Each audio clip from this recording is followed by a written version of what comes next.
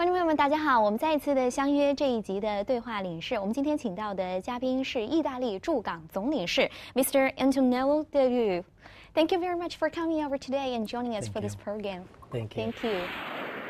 意大利满载着古罗马的辉煌历史，是千年文明的灿烂杰作。它几乎包揽了所有国家想拥有的元素。热情阳光的海边村落，恍若隔世。充满圆舞曲曼妙旋律的中世纪小城，带着文艺复兴的天际线，让人眼热心跳。温润浪漫的水城，踏上贡哥拉，让人想要邂逅最美的夕阳。游览与城市间，感受司空见惯的辉煌，徜徉在时尚编织的空间中，让时间像沙漏一般，慢慢把这文明世界的美景、美食消融下，一切都不可仓促。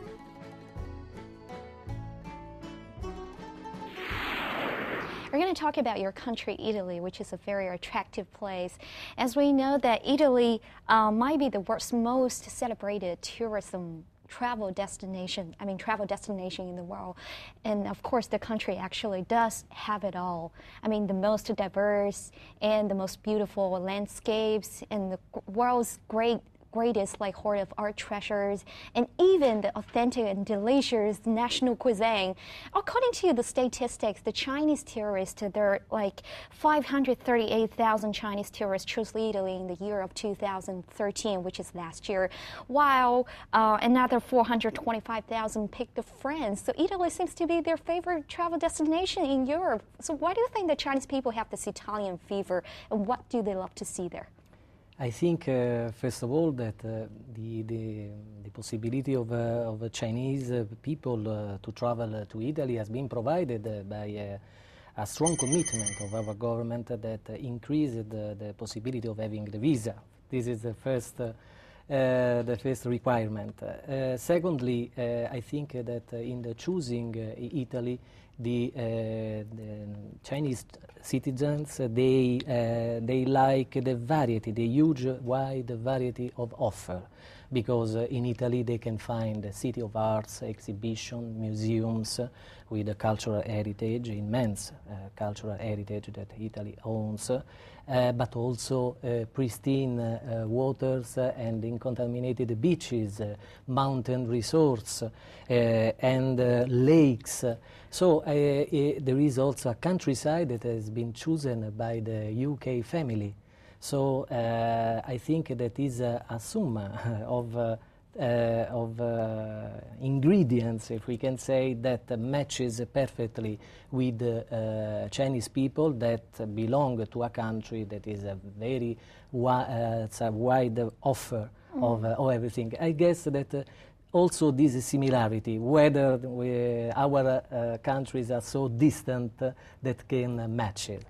At the same time, fashion, obviously, as you mentioned before, luxury products. And luxury products is something that always attracts every human being, obviously, and even Chinese people that attach great importance to the beauty.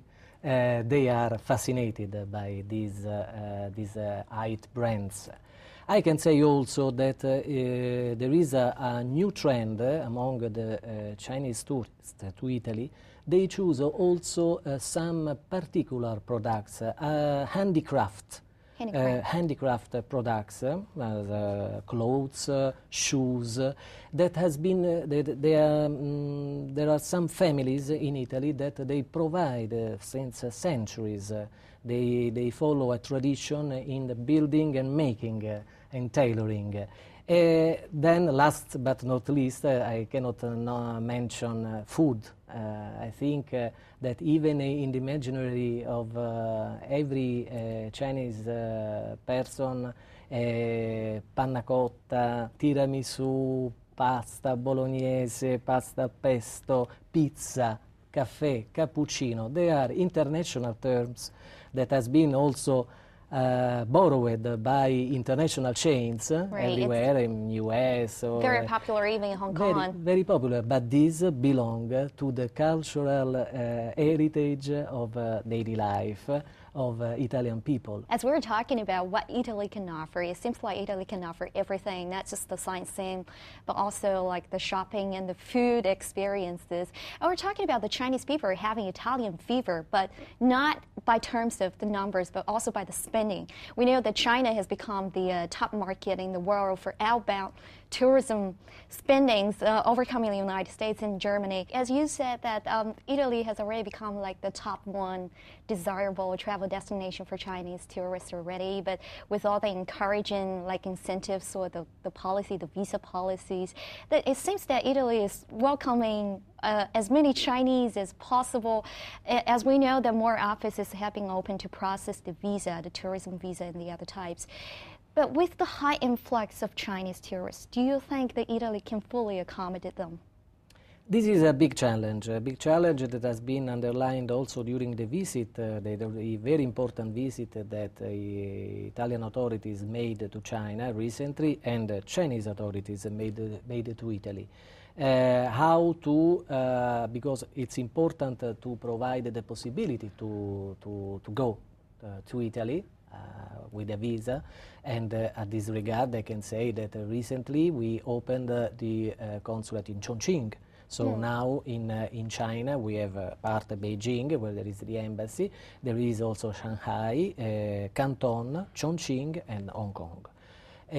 But also the possibility for the Chinese people to be welcomed and to find over there in Italy people that speaks also the Chinese language, that they know their culture. I have to say that now in many luxury retail shops in Italy and in the main duty-free of the airport, Italian airport, now there is an increasing staffing of people that speak Mandarin. Right.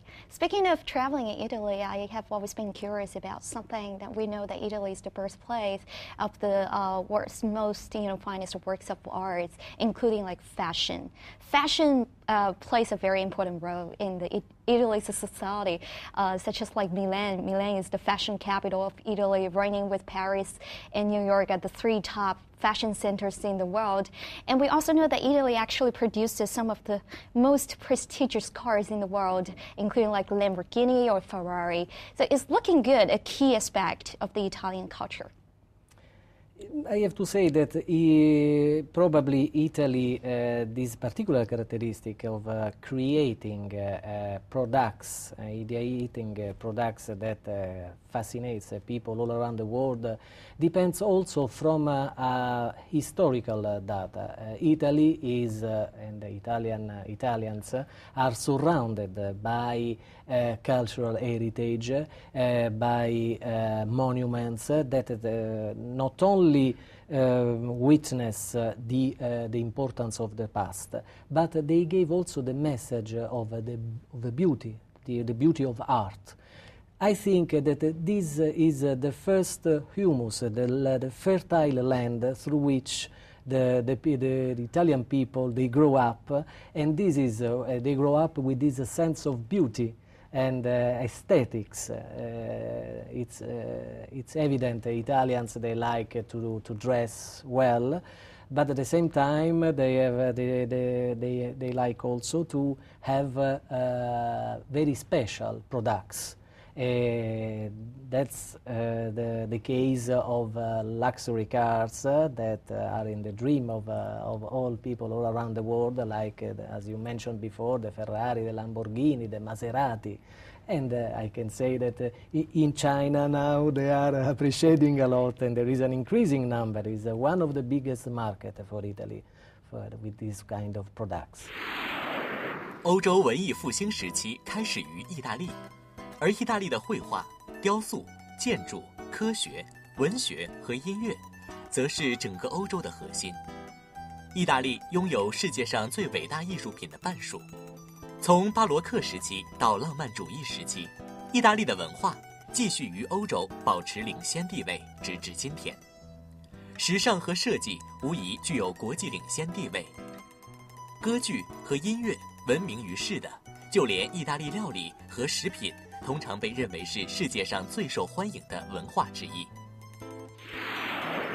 Speaking of the Italian culture, there's just so much to go on about.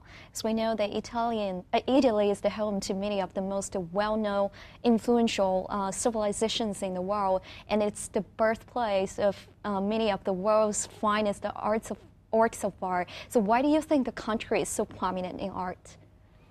It's as I mentioned before, it's the history of the country, our particular history, because has been a crossroad of many civilizations. We experienced civilization like the Roman Empire, but also many invasions of different peoples that they brought also their richness.